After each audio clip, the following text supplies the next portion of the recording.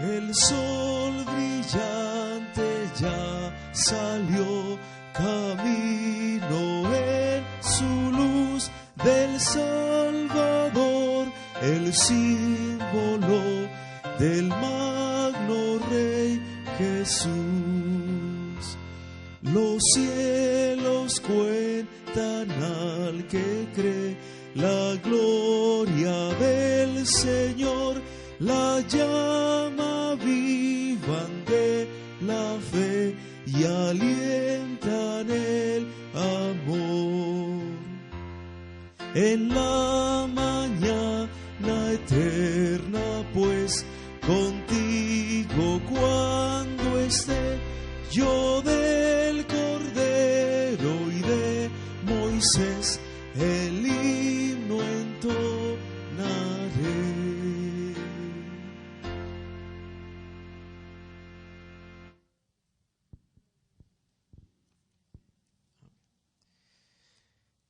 Vamos a invitar a nuestros hermanos que están de este lado. Ayer en la mañana, antes de que el pastor iniciara, ¿verdad? Él quería que nos pusiéramos de este lado, así que les invitamos, ya que no llenamos toda la iglesia, pero por lo menos estar de este lado para que él pueda, ¿verdad?, hablarnos más cerca.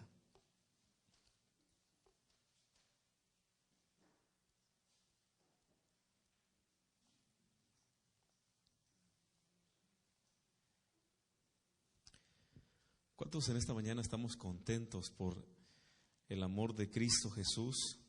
Porque nos libra de culpabilidad, porque nos ha redimido con su sangre preciosa. ¿Cuántos estamos agradecidos por lo que Dios ha hecho por nosotros a través de Cristo Jesús? Y esas son las palabras del canto: venid, cantad de gozo en plenitud. Dice el coro: Él nos libró de culpabilidad y redimiónos por la eternidad. Con ángeles del cielo nos igualó, precioso Salvador, el que por nosotros murió. 156, himno número 156 de nuestros himnarios. Venid, cantad de gozo en plenitud.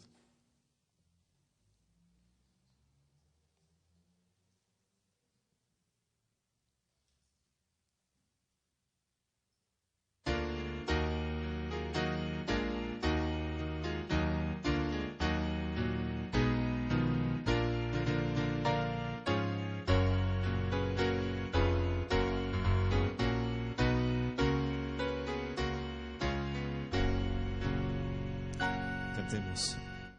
Venid, cantad de gozo en plenitud y dad loor al que su sangre dio. En ella luego nos lavó, de nuestra lepra nos limpió y así librónos de la esclavitud. Él nos libró de culpabilidad y redimiónos por la eternidad. Con ángeles del cielo nos igualó, precioso Salvador, el que por nos murió. El Dios de amor que vino acá a sufrir.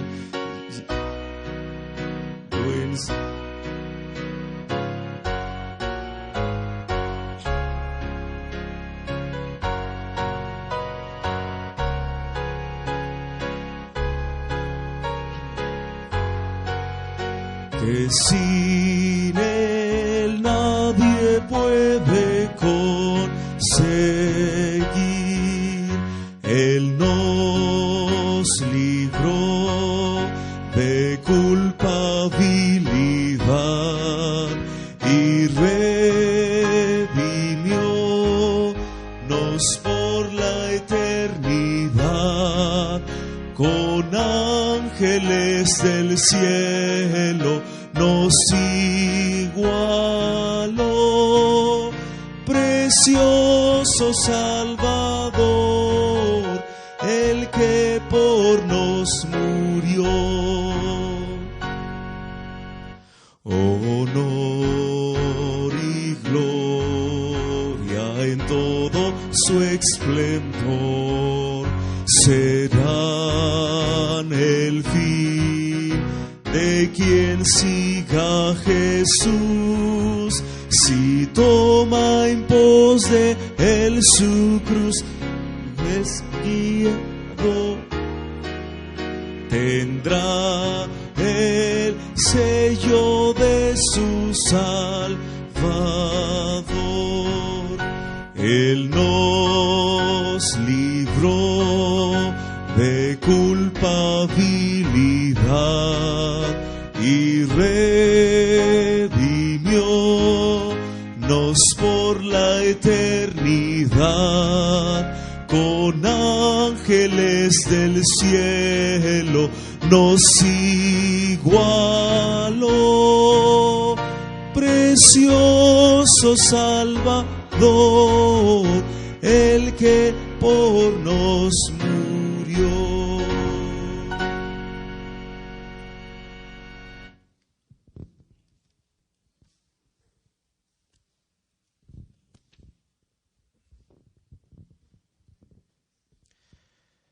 Todos nosotros sabemos que solamente en Cristo Jesús podemos tener seguridad. Dice este canto: eterna roca es mi Jesús. Himno número 242. Eterna roca es mi Jesús.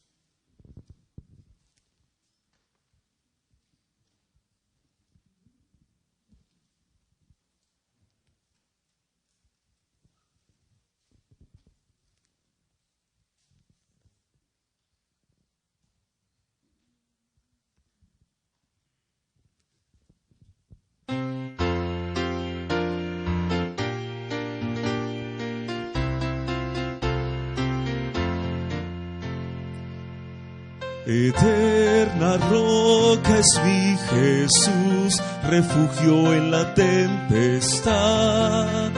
Confianza he puesto yo en él, refugio en la tempestad. Roca eterna, nuestra protección, nuestra fuerza, nuestro Salvador, nuestro auxilio en la tribulación, consolación en el dolor. En sombra, en día de calor, refugio en la tempestad. Defensa eterna es mi Señor, refugio en la tempestad. Roca eterna, nuestra protección, nuestra fuerza, nuestro Salvador, nuestro auxilio en la tribulación, consolación en el dolor.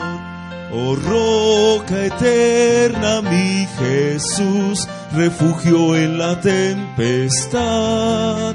Sé tú mi guía y fuerza y luz, refugio en la tempestad. Roca eterna, nuestra protección, nuestra fuerza, nuestro Salvador, nuestro auxilio en la tribulación, consolación en el dolor. Muy bien, en esta mañana nuevamente damos la bienvenida al pastor Arturo Quintero y le damos el tiempo para este devocional. Buenos días, hermanos. Bueno, causas ajenas, pero vamos a iniciar. Abrimos nuestras Biblias en el libro de Daniel, donde nos quedamos el día de ayer. Daniel capítulo 12, versículos 11 y 12. Recordemos los versículos que estamos tratando de entender.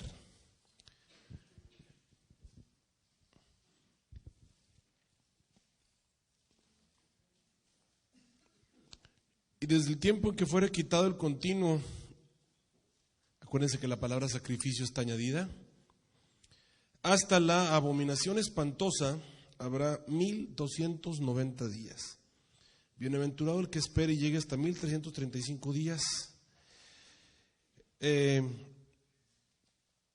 La forma de entenderlo esto, que nos heredaron los mileritas, fue como lo explicamos el día de ayer, la forma hasta el momento que ustedes, esto es lo que ustedes van a encontrar en el comentario bíblico, ¿ok? Esto es lo que ustedes van a encontrar. Van a encontrar que el continuo, de la forma en la que lo hayamos obviamente entendido, es del 508, cuando el Clodoveo, rey de los francos, ofreció sus ejércitos al Papa. El obispo de Roma sería el encargado de contaminar el santuario. Ya ven que el versículo 31 del capítulo 11 del libro de Daniel dice claramente que serán puestas tropas de su parte que contaminarán el santuario y fortaleza. Entonces él dice, ok, el Papa es el que contamina el santuario. Obviamente al ofrecer todo ese tipo de cosas y al hacer que el santuario sea contaminado, sea un mapa corrupto, ahí comienza entonces que es quitado el continuo. De ahí contamos 1290 días, dicen, bueno, 1290 años, eso nos lleva al año de 1798, cuando los francos, o en ese tiempo ya Francia, estaban en plena revolución y cometieron el pecado tan grande, tan grave, que hizo que Dios retirara su bendición de Francia, cometiendo lo que se llama la abominación del asolamiento, al entronizar a la razón y al fundar lo que se convierte hoy en el día en el ateísmo. A partir de ese momento, 45 días más tarde, o sea, 45 años más tarde, llegamos al año de 1843, cuando la verdad está restaurada y el pueblo de Dios está listo para recibir al Señor Jesús viniendo en gloria y majestad. Esto es lo que ustedes van a encontrar en el comentario bíblico. Este es el vamos a decirlo, el único método de interpretación, la única interpretación que la iglesia ha presentado.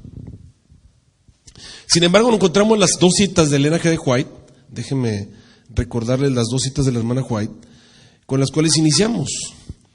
En el evento de los últimos días, página 12, escrita en 1904, la hermana White dijo: el tiempo de angustia que irá en aumento hasta el fin está a las puertas, no tenemos tiempo que perder, el mundo está agitado con el espíritu de la guerra, y ella dice, las profecías del capítulo 11 del libro de Daniel casi han alcanzado su cumplimiento final, dándonos a entender que todavía hay partes del capítulo 11 que están en el futuro, en pleno siglo XX.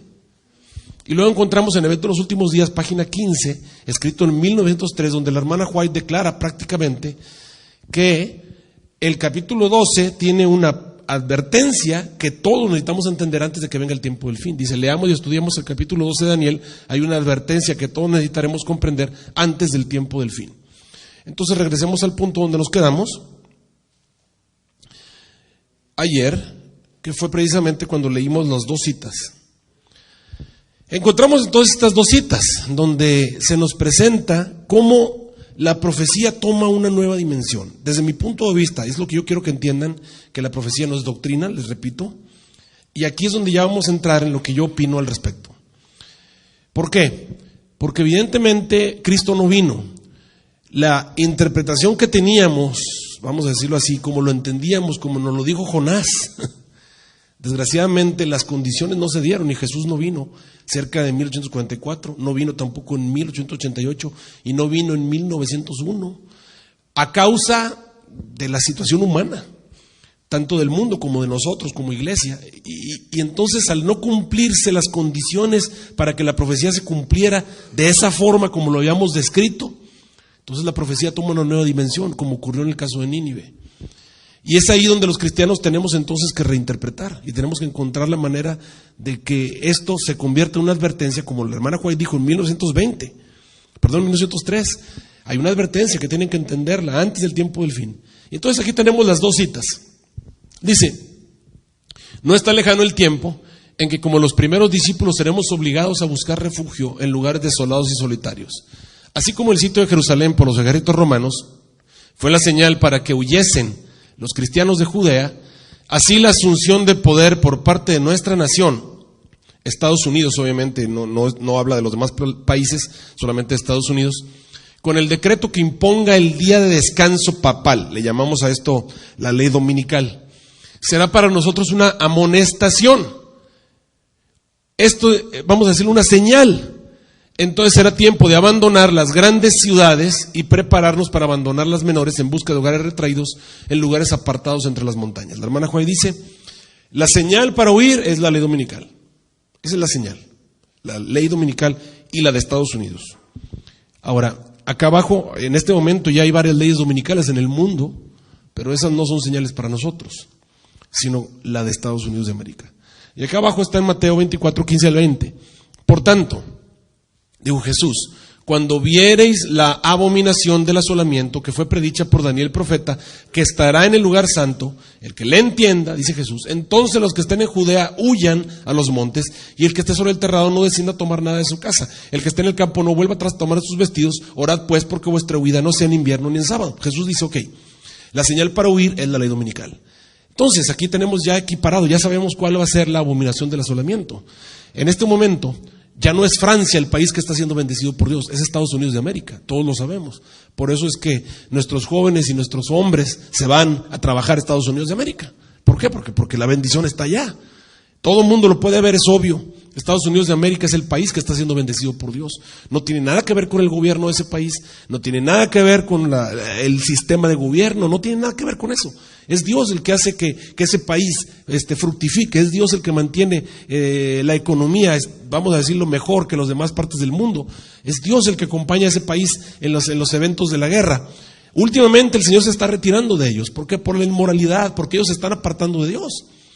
Ahora, pero aún no han cometido su abominación del asolamiento, aún el Señor no los ha desamparado totalmente, no los ha dejado, no se ha apartado de ellos.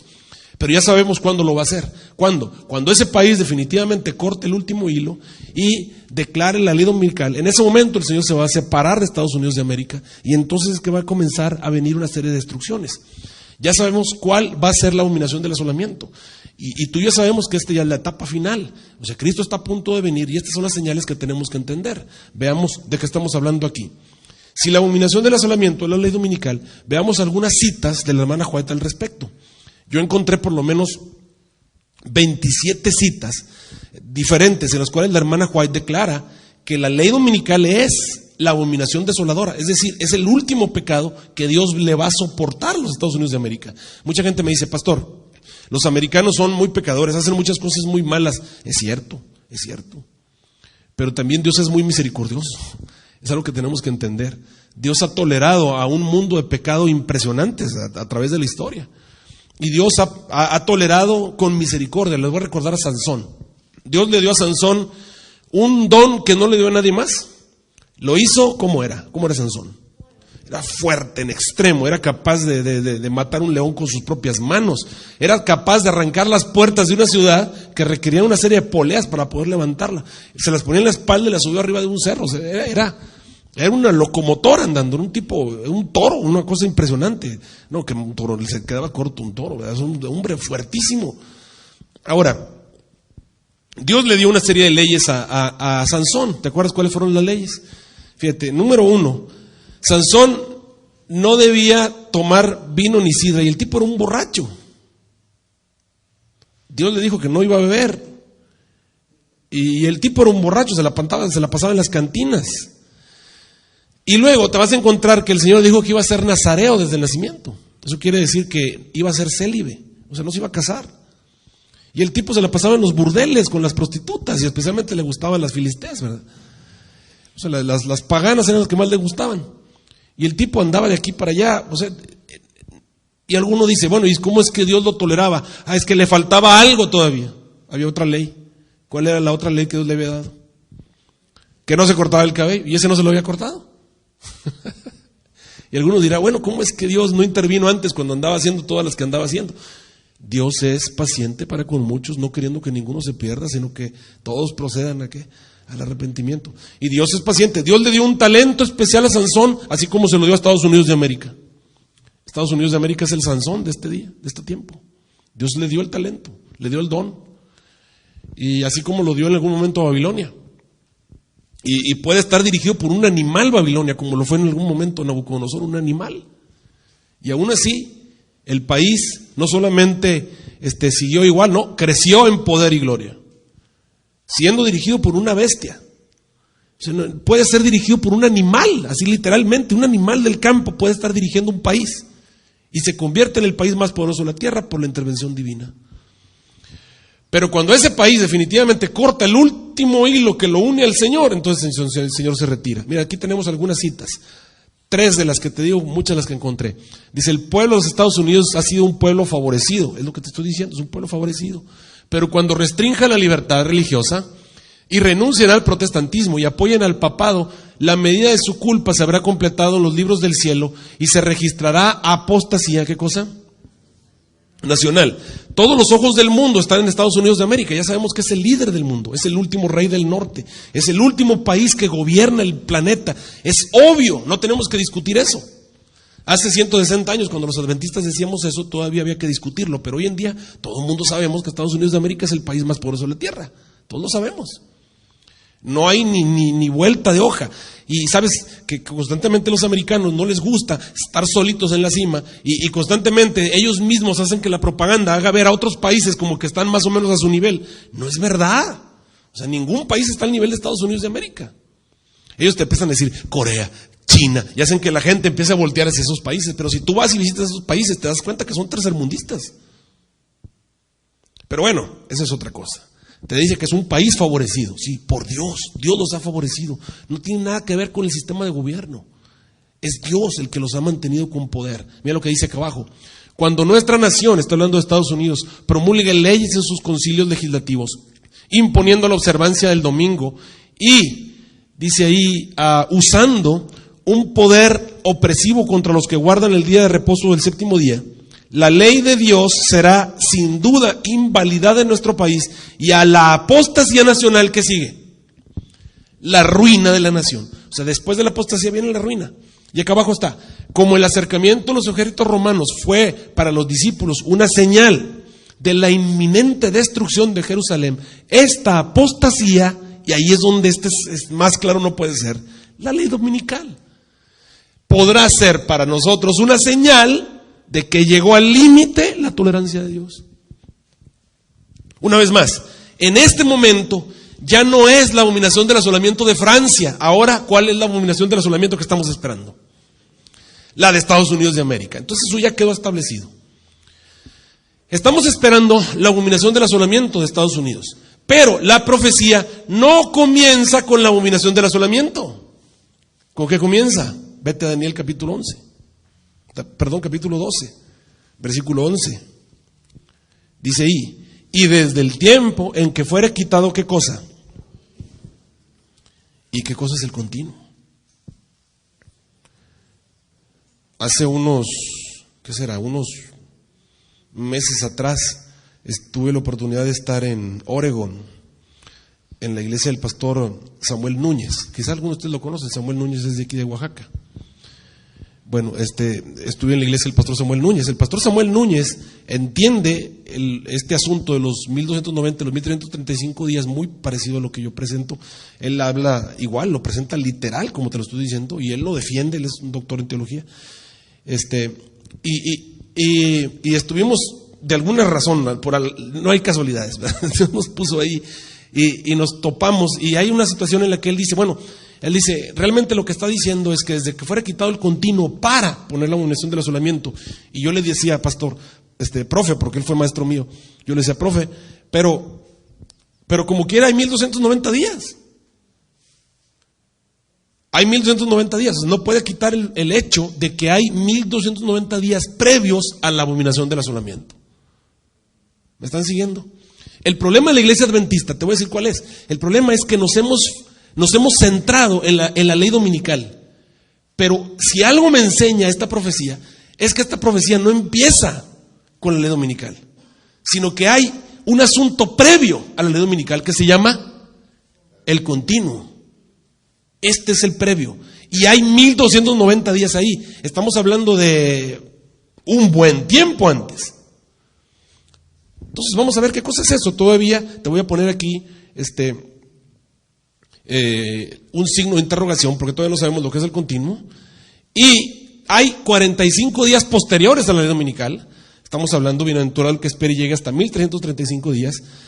Y ahora sí vamos a ver qué cosa es esto, porque entonces viene la pregunta, ¿y qué cosa es el continuo? Antes de llegar al continuo, quiero decirte algo. Piensa. Si la abominación del asolamiento que esperamos es la ley dominical, y eso no ha ocurrido, eso quiere decir que en algún momento en el futuro se va a publicar la ley dominical de Estados Unidos de América. Antes de eso, tiene que ocurrir un evento. Y ese evento ocurre 1290 días antes. Si nosotros aplicáramos el principio día por año, estaremos diciendo que ese evento tiene que haber ocurrido en el pasado, porque estamos hablando de 1290 años. Si fuera literal, si fuera simbólico, estaremos diciendo que cuando se publique la ley dominical habría un evento 45 días después. Si fuera simbólico, estaremos diciendo que tendría que ocurrir 45 años después de la ley dominical, lo cual es, escucha lo que te voy a decir, imposible. Porque el Señor ha dicho claramente que los eventos finales serán, ¿cómo dijo? Rápidos y cortos. Cortos y rápidos. Y eso no tiene nada de corto ni rápido. 45 años hay gente que no vive ni 45 años. Yo no tengo 45 años. Estoy diciendo eso no es corto. Y no es rápido. No es posible.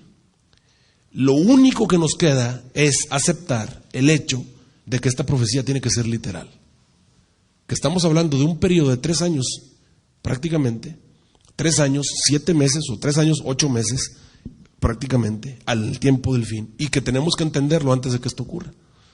Y alguno me dirá, pero pastor, ¿cómo puede ser esto? Te voy a decir por qué.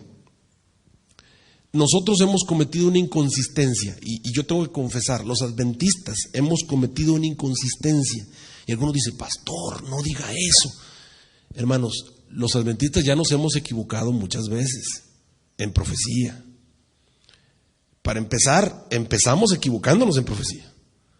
El 22 de octubre de 1844 no vino Cristo. ¿Y no enseñábamos nosotros eso? Enseñábamos que Jesús iba a venir el 22 de octubre de 1844. ¿Qué pasó ese año? Bueno, realmente lo que pasó fue diferente a lo que nosotros pensábamos que iba a ocurrir. ¿Por qué? Porque la profecía no es doctrina. La profecía lo único que nos dice es un mapa para que nosotros entendamos. Pero cuando nosotros lo vemos como doctrina, entonces es ahí donde nos trastabillamos y empezamos a caer. O sea, no hay culpa en equivocarse en profecía. ¿Por qué? Porque la profecía no es doctrina. No es doctrina, fue dada como un mapa para que tú la interpretes. Alguien te dice, vas a pasar por una tienda y a lo mejor tú te imaginas la tienda grandota y pasas al lado de una fonda y pasas de largo porque no la entendiste así. Los judíos, el pueblo de Dios, esperaban al Mesías en gloria y majestad, lo esperaban venciendo a los romanos y cuando vino Cristo no lo reconocieron. ¿Por qué? Porque lo esperaban de otra forma. Porque eso debemos ser muy cuidadosos de no casarnos con una interpretación y decir así va a ser porque así va a ser. Así me lo imagino, ya hasta nos imaginamos la cara de la persona, ¿no? Como va a ser. Y nada, te lo imaginas te lo imaginas gordo y de este tamaño y nada, te viene flaco y alto. Entonces, es muy diferente a como nosotros nos vamos a imaginar.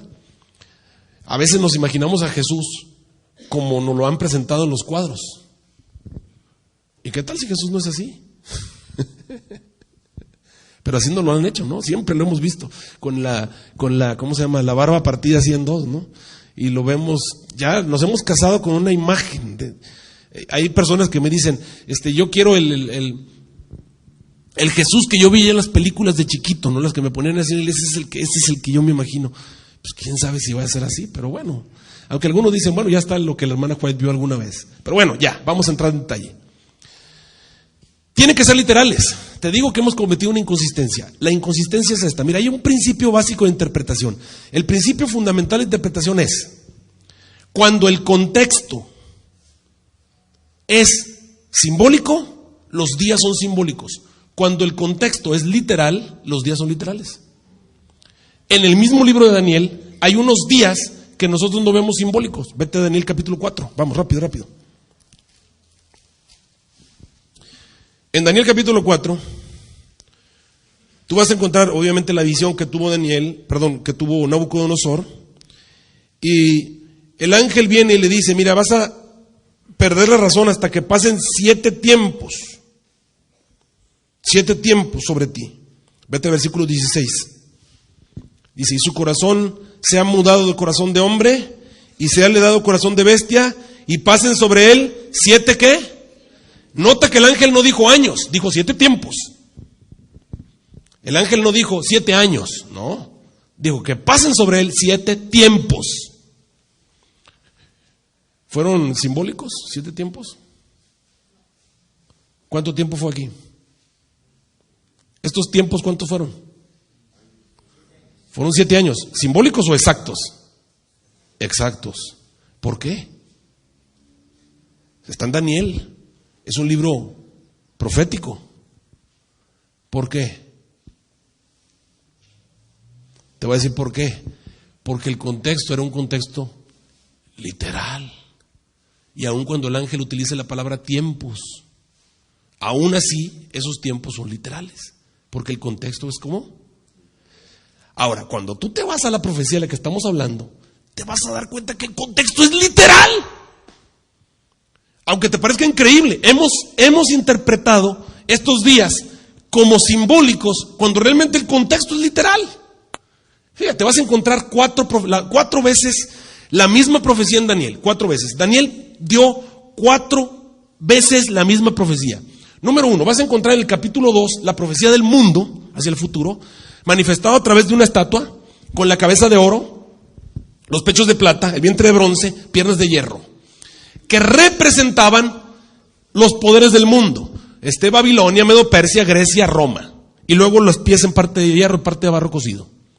Luego vas a encontrar en el capítulo 7 la misma profecía a través de unas bestias que salían del mar. Vas a encontrar, ya no sale una cabeza de oro, ahora sale un león del agua, que representa a Babilonia. La cabeza de oro representaba a Babilonia. El león representaba a Babilonia.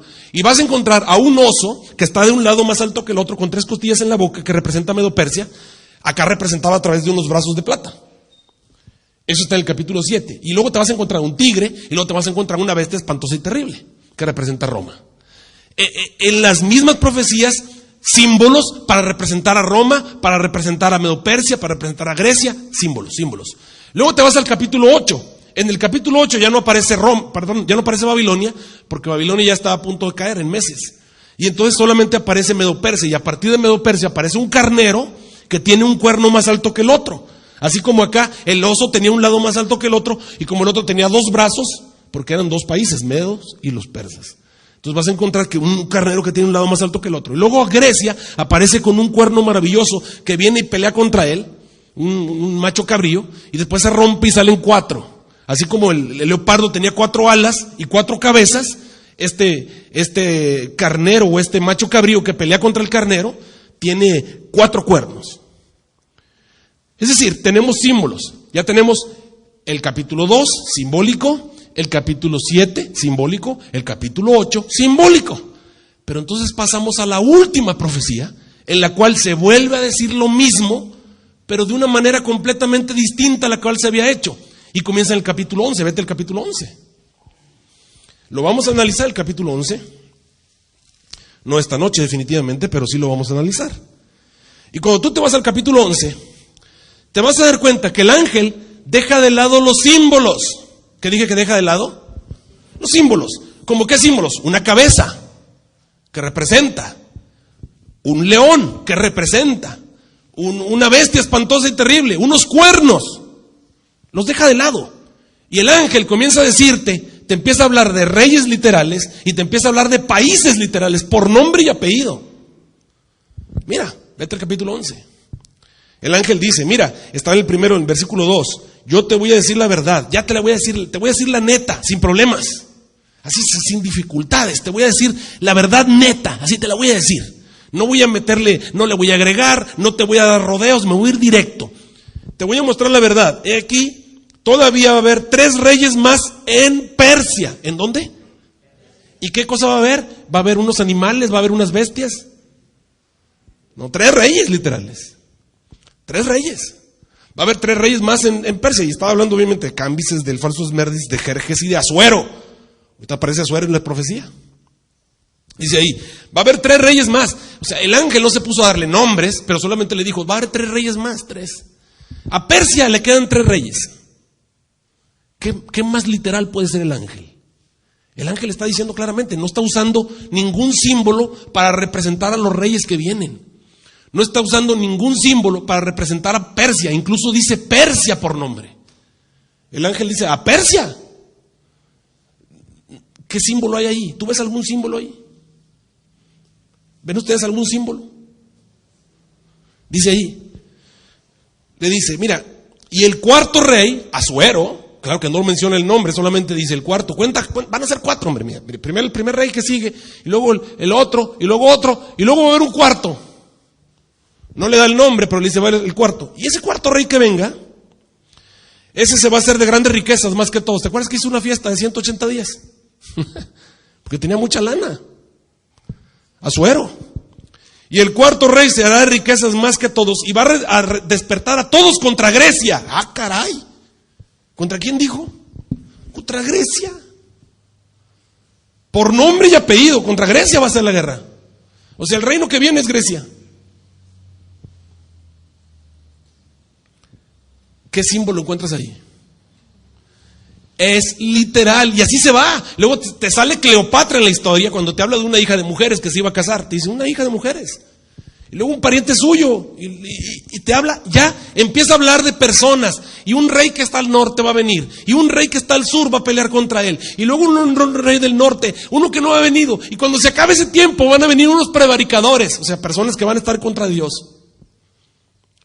Literal, literal, literal, literal, literal. Y llega entonces a los días. Y la pregunta es, ¿por qué? Si fue literal, ¿por qué lo hacemos simbólico? Pues te voy a decir como decía yo chiquito, sepa.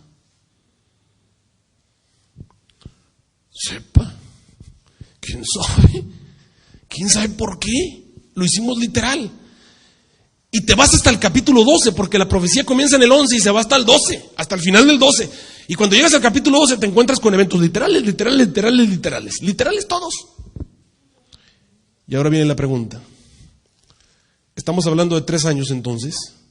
Si son eventos literales, estamos hablando de 3 años, 8 meses.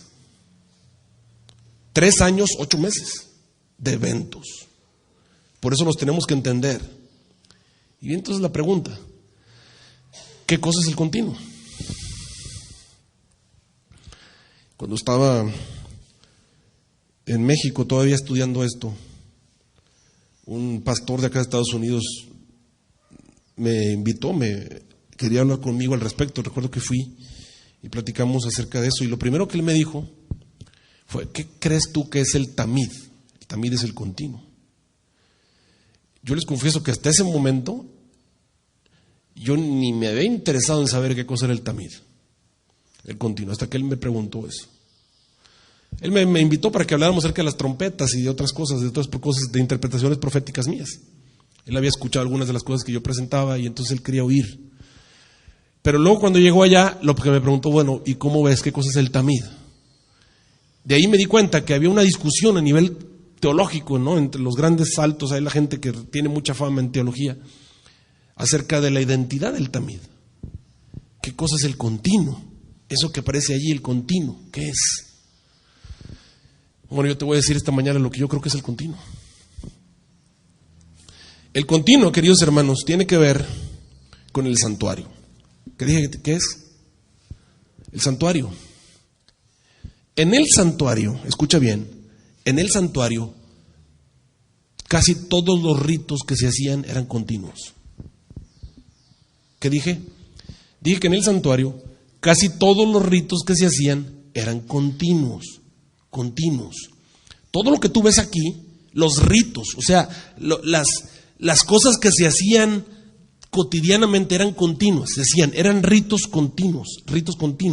Por eso es que el escritor, cuando tuvo que poner el continuo, dijo, pues ¿el continuo qué? Pues uno fue el sacrificio, porque es lo que él encontró más fácil, que era continuo. El sacrificio era continuo. Ahora, ¿desde cuándo se estableció el sistema de hacer sacrificios? Desde la caída. En el momento en el que el hombre pecó, el Señor estableció el continuo. Un sacrificio. Le dijo, mire, ustedes lo que tienen que hacer de aquí en adelante es hacer sacrificios. Ahora, ¿necesita Dios que matemos corderos? ¿O que matemos vaquitas? ¿O que matemos animales? De paso, ¿le llegan a Dios el humo de los sacrificios? No. Entonces, ¿para qué le pidió Dios al pueblo que ofreciera sacrificios? ¿Para qué le pidió Dios a Adán y a Eva y después a Caín y Abel que ofrecieran sacrificios? ¿Para qué? ¿Era para él necesitaba los sacrificios? ¿Era Dios el que necesitaba los sacrificios? No, era para el hombre. Todo eso es para el hombre.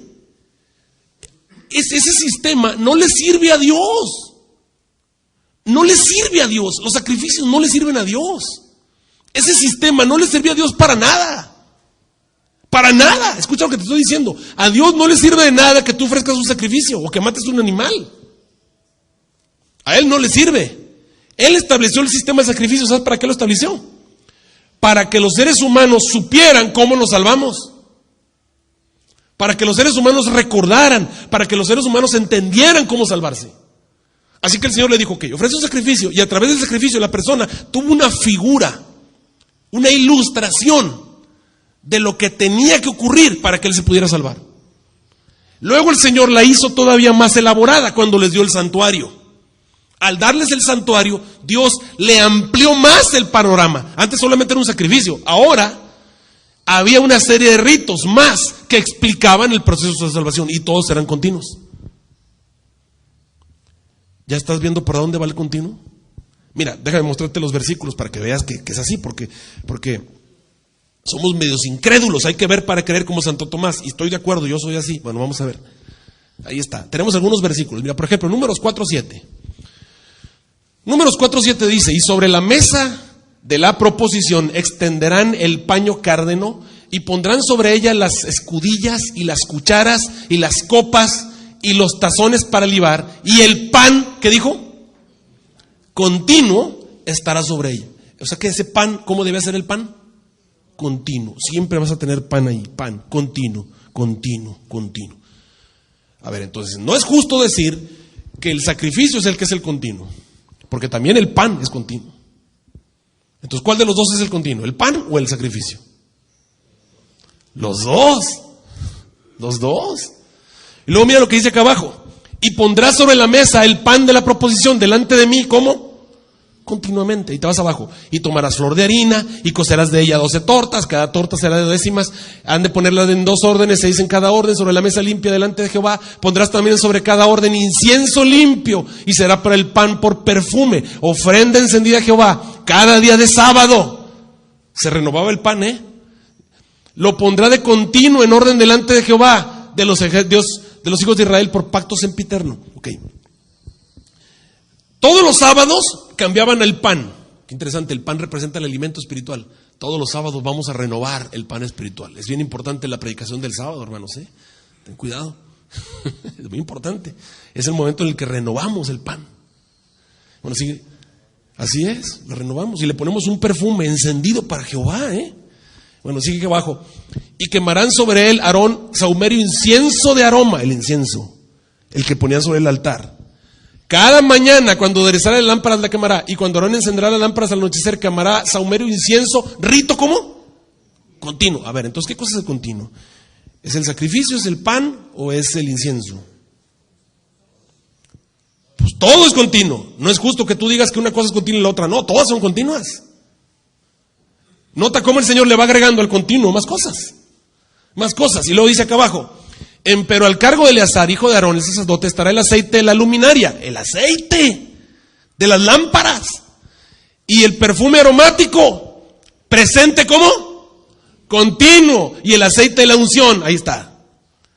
O sea, todos los ritos de ponerle el aceitito a las lámparas, de echarle el incienso al altar del incienso, de ponerle el incienso o el perfume al pan, de cambiar el pan, todo eso era ¿cómo?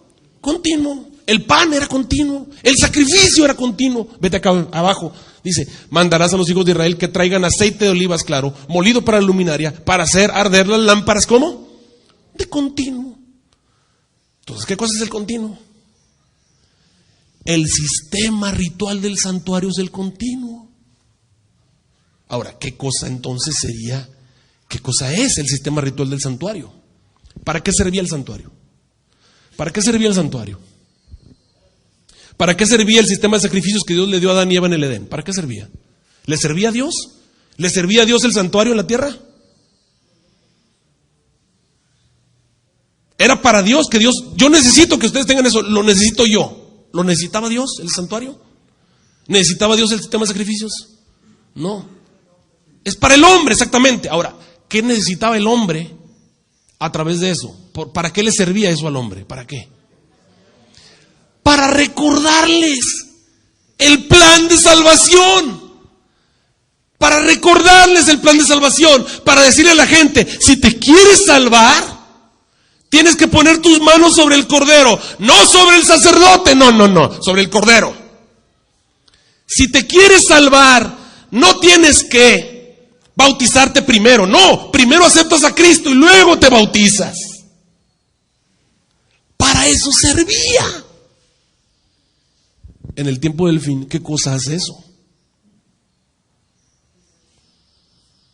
Ya no existe el santuario que te dice cómo es. Si alguien quiere saber cómo salvarse, ¿qué tiene que hacer? ¿Sabes cuál es el problema? Que hay un montón de gente que te dice, bueno, si te quieres salvar, llegas, le preguntas a alguien y él te dice, ok, si te quieres salvar, tienes que ir con el sacerdote. Y confiésale todos tus pecados. Y vas, y te arrodillas afuera de un cuartito, ¿no? Y dime, hijo, tus pecados. Entonces le empiezas a decir, mira, yo hice esto. Y le dices al sacerdote, ¿ya te bautizaste, mijo? Sí, pues cuando era chiquito me bautizaron. Ok, ya, entonces ya te voy a dar. Ahora vete y reza tantas Aves Marías y tantos Padres Nuestros. ¿Así es el sistema? ¿Ese es el método de salvación? ¡No! Entonces, ¿qué cosa es el continuo en el tiempo del fin? ¿Todavía no saben? La iglesia, exactamente, es la iglesia. Pero no cualquier iglesia, la verdadera. La que de veras sabe cómo es el continuo. En los mapas están adulterados. Satanás adulteró, hizo muchos mapas y se los repartió a la tierra. Y todos son adulterados, son mapas falsos. Y solamente el pueblo de Dios tiene el mapa verdadero. Ese es el continuo, aquí está, yo lo tengo. Y la iglesia es la que le dice a la gente, no, así no es. El camino es, no, pon tus manos sobre el cordero. Así es. Y no te bautices primero acepta a Cristo y no te bautizas. ¿Me estás siguiendo? La iglesia es el continuo. Todo comienza cuando empiezan contra la iglesia. Lo primero que va a empezar, hermanos, es una persecución contra la iglesia adventista del séptimo día. Por eso tenemos que entenderlo antes de que esto venga. Y como yo veo la profecía, hermanos, estamos en meses de que eso ocurra. Y nosotros no estamos listos para eso. Estas noches, cuando veamos el capítulo 11, tú vas a ver que Estados Unidos está en meses de hacer lo que te estoy diciendo. Mira, no, la ley dominical no. La ley dominical van a faltar 3 años para que venga. Van a quitar el continuo antes. Van a contaminar el santuario de fortaleza y luego van a quitar el continuo. Y 3 años y medio después van a poner la ley dominical. Mira, aquí tengo una cita de la hermana White. Esto está escrito en el Comentario Bíblico Adventista, tomo 7, página 922. El protestantismo, ¿cuál es el país base del protestantismo del mundo? Estados Unidos de América, ok. El protestantismo extenderá la mano de camaradería primero al poder, ¿qué cosa? O sea, primero somos cuates, se unen. ¿Cómo se le llama al momento en el que los protestantes y los católicos se unen? ¿Cómo le llamamos a eso? Ecumenismo, exactamente. Luego, ¿qué quiere decir luego? Explíquenme eso, luego, ¿qué quiere decir luego? Que eso viene posteriormente. Primero, el papado y los protestantes se unen. Eso todavía no ocurre. Eso no ha ocurrido. Está que ya lo vemos, ya los vemos unidos, pero todavía no. Todavía no ocurre. Primero se van a unir Después se decreta una ley contra el día de reposo. ¿Qué cosa viene después? ¿Primero viene la ley dominical? No, primero viene el ecumenismo, luego viene la ley dominical. Y el ecumenismo, ¿sabes qué hace? El ecumenismo deja fuera a la iglesia adventista. Porque los adventistas no vamos a ser ecuménicos. Ahora, ¿por qué se va a llegar al ecumenismo? Por la crisis. Exactamente. Cuando tienes un enemigo común, te olvidas de las diferencias. A menos que las diferencias sean abismales, imposibles. Te lo voy a repetir una vez más. Cuando tienes un enemigo común, te olvidas de las diferencias. Eso Satanás lo ha estado enseñando a través de muchas películas. Viene la película que se llama Independence Day. Tienes un enemigo común, un extraterrestre que te viene y te amenaza. Y se olvidan que son rusos y que son de allá, ¿verdad? Todos juntos a pelear contra el enemigo común. A menos que no te puedas unir, porque definitivamente eres diferente a ellos. Totalmente. ¿Me estás siguiendo? Primero viene el ecumenismo, luego viene la ley dominical. Entonces dice, ¿será que Dios hará su obra extraña en la tierra? Mira, esta cita, escrita en Primeros Escritos, página 33, fue dada hace 100 años. Mira lo que dijo la hermana White. Al empezar el tiempo de angustia, ¿cuándo? ¿Qué cosa es el tiempo de angustia? Hasta que te empiezan a perseguir, hasta que empiezas a sentir angustia, o sea que ya sientes que te están matando, sientes que te están persiguiendo. Hasta entonces fue que vino el Espíritu Santo. ¿Cuándo va a venir la lluvia tardía? No va a venir en calma, va a venir cuando nos estén persiguiendo.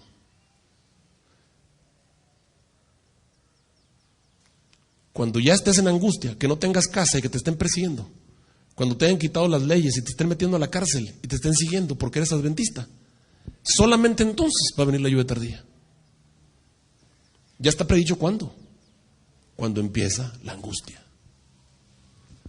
Entonces fue cuando salimos a proclamar más plenamente el sábado. ¿Por qué? Porque todavía hay gracia. Son los 3 años y medio de lo que te estoy hablando. Esto enfureció a las otras iglesias, pero los escogidos de Dios, ¿de quiénes está hablando? ¿Quiénes son esos escogidos de Dios? Es el pueblo de Dios. ¿En dónde está el pueblo de Dios? ¿Nada más en la iglesia adventista? No te equivoques. La mayoría del pueblo de Dios no ha pisado esta iglesia todavía.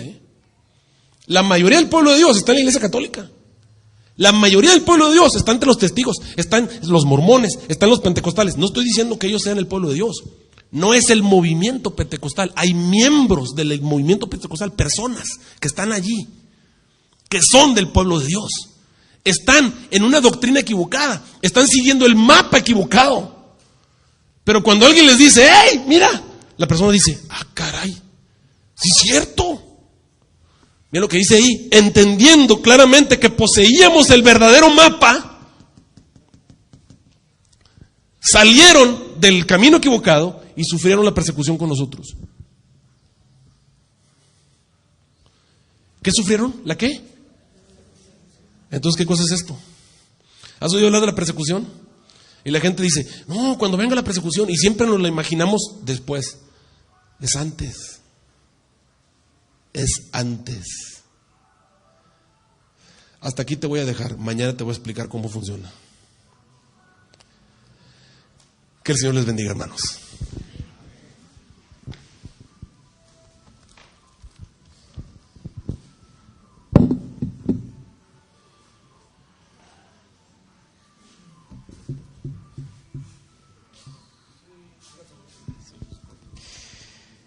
Muy bien, agradecemos en esta mañana al pastor Arturo Quintero por este mensaje.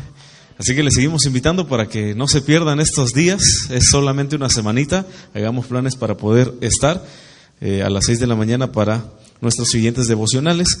Vamos a colocarnos de pie y vamos a cantar el himno número 120. Fija tus ojos en Cristo, para terminar en esta mañana.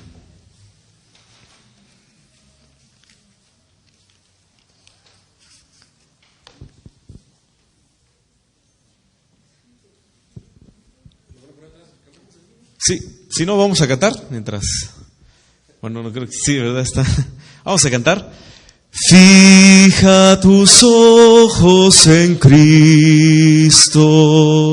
tan lleno de gracia y amor, y lo terrenal sin valor será a la luz del glorioso Señor.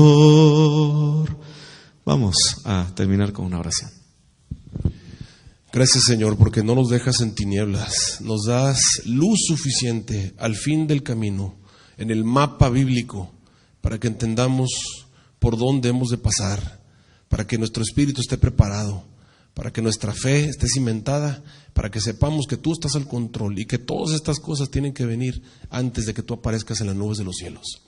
Señor, no tenemos miedo del futuro, porque confiamos en ti. Sabemos que aunque andemos en valle de sombra de muerte, tú vas a ir con nosotros. Así que, Señor, desde este momento, ven a nuestras vidas y fortalécenos. Te lo pedimos en nombre de Cristo Jesús. Amén.